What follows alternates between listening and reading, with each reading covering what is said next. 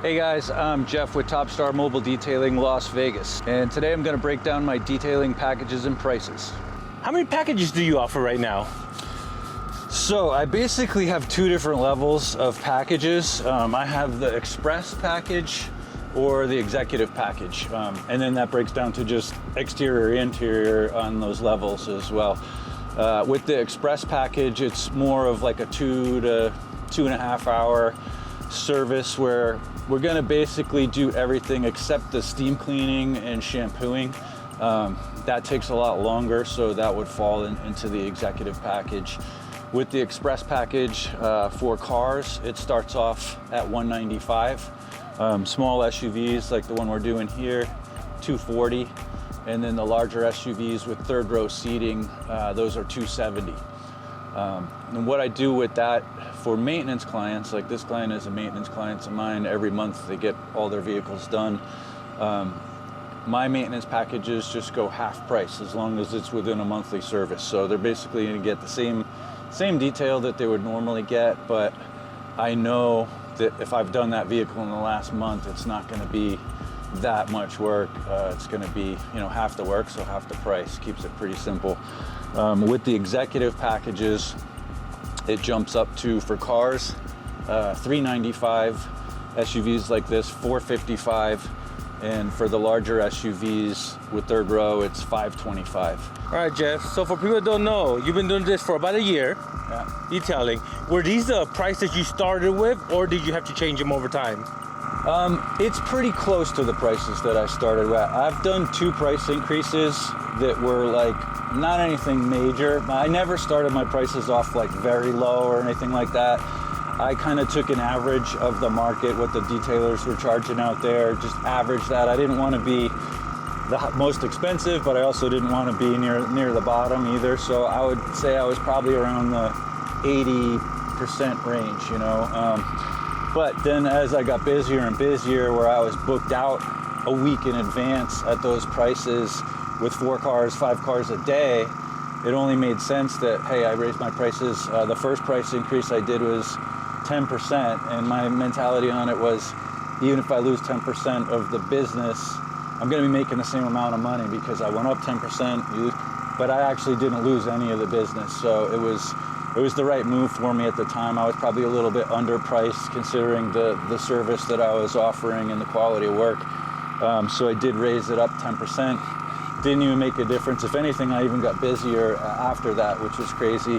When you were doing research, did you find any detailers and you're like, man, you're killing yourself for pennies? Oh yeah, there's a bunch of them out there that they don't have insurance, they're not licensed, they're like working, like you said, for breaking even, basically. I don't know how they do it, Yeah, dang, that's rough. It just doesn't make sense to do that. I mean, who wants to work all day in the blazing sun and make $50 or something? You know what I mean? Like, what's the point, Not for me. All right, Jeff, I want to ask you something controversial. Grandfathering in clients. Yeah. Day one clients. They getting day one prices, or they also had to increase? How do you feel about it?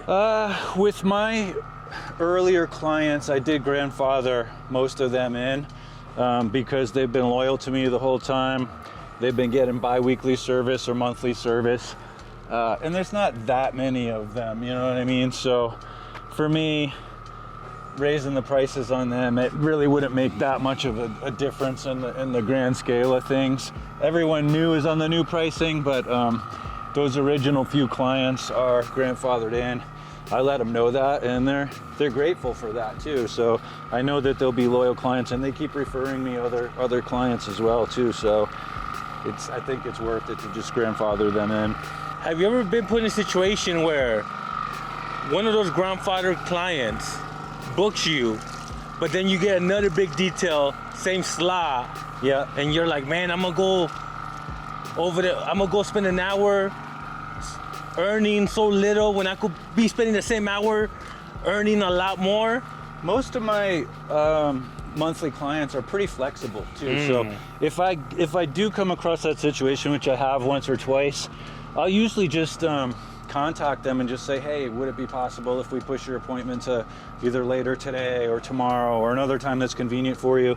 And usually they're pretty flexible with it. I can usually move stuff around where that's not an issue. So I haven't really had a problem with that yet. Let me know what you guys think. Do you grandfather in your earlier on clients, or do you just go new prices for everybody across the board? Let me ask you, man, you get a lot of phone calls, happens to a lot of detailers. What do you do when you get that low baller? Man, $95, $150. The guy down the street does it for way less. Yeah, usually on those, I'll just straight up say, you know what? You should probably go with that guy then, because it sounds like that's gonna be a better fit for you and your detailing budget. I don't really push back too hard on those. Typically, they're not usually the clients that I would want anyway, so I'm not trying to fight too hard for somebody that has that mentality.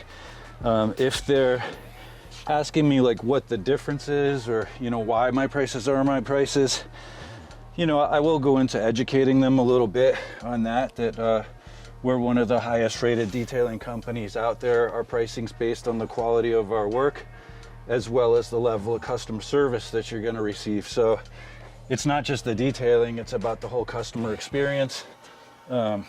Also, we're fully licensed and insured. We use premium products, spot-free water, so we're not gonna be able to compete with pricing with somebody that's working out of the back of a truck with a sponge and a hose, and I'm not trying to compete on price, Somebody ever call you, you shoot them your price or explain why you charge so much, and they just hang up on you? No?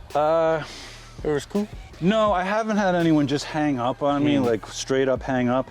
I have had people just say, well, that's too expensive, or that's out of my price range. And I say, no worries, I understand. And, they move on to the next detailer, and I'm okay with that, because usually the phone will ring again pretty soon, and it's someone else wanting to book a detail without wanting to negotiate the price, and they're comfortable with the pricing and the value that they're going to get from it. So, all right, Jeff, let's talk about upsells. For example, yesterday you had a customer, once you finish the detail, can you do the engine bay? Yeah. Can you ceramic coat the wheels? Is that another package, or do you do it a la carte style? Yeah, so with customers like that, sometimes I'll get people that ask, they constantly add things onto the package, add things onto the detail. And normally I'm happy to do that for them, but there's an upcharge for it. So if they want to add on an engine bay cleaning, I explain to them, yeah, we do that service. It's an additional $45 because it's going to take, about 45 minutes to do the engine bay. Or like pet hair, for example, we get that one a lot. Hey, what about pet hair? Can you do that? Yeah, we could do it. It's going to cost extra because it's going to add on an hour to the detail. It really just depends on what they want done. If it's something really simple, and it's only going to take me 5 minutes, a lot of times I'll just do it to help them out, But if it's anything that's going to take 30 minutes or longer, you really have to charge for that, because time is money in this business. And a lot of it too, sometimes I can't do it that same day because you didn't budget the time for it, and I'll have another detail that I have to be at in an hour, and if I add on that service, I'm going to be late to the next appointment. So sometimes I'll just tell them, hey, I can't get to it on this one, but on your next detail, we'll go ahead and set that up for you and make that happen. So what do you do when a customer orders an express saying it's not that dirty? Yeah. And then it is that dirty. Yeah. Do you try to upsell them or just provide the service they ordered? I definitely have a conversation with them ahead of time, because it's all about setting the realistic expectations for them. So if they book an express package, you get there and you see that there's all kinds of stains on the seats and the floor, and it really needs the executive package with steam cleaning. You definitely want to address that with them first, rather than just doing an express and then later they go, oh, you didn't get this, right? But if you have that conversation with them up front and say, look, you got stains on your seat here, some stains on the floor, I could get that out for you. But that would be considered more our executive package that includes those services, steam cleaning, shampooing. It is at a higher price point because it's going to take me an extra hour and a half, 2 hours to perform those services, So It comes down to what level of clean they want and where that falls in their budget. But you always need to have that conversation up front before starting the detail. So set those expectations, find out what they really are expecting to have the vehicle look like at the end of the detail, and if their budget's gonna match up with the service that they booked. As long as you do that ahead of time, you won't have any issues on the back end. Jeff, what do you got to tell those detailers that have 5, 7 different packages?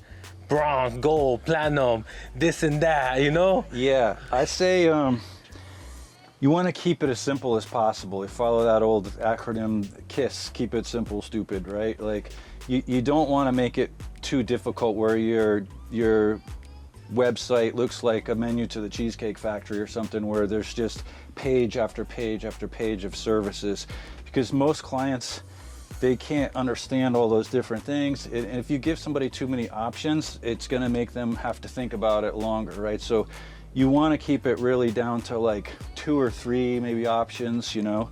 So that's a breakdown of my packages and pricing structure. Please, guys, like and subscribe and follow me on Instagram. And if you guys have any questions, please drop it in the comments below.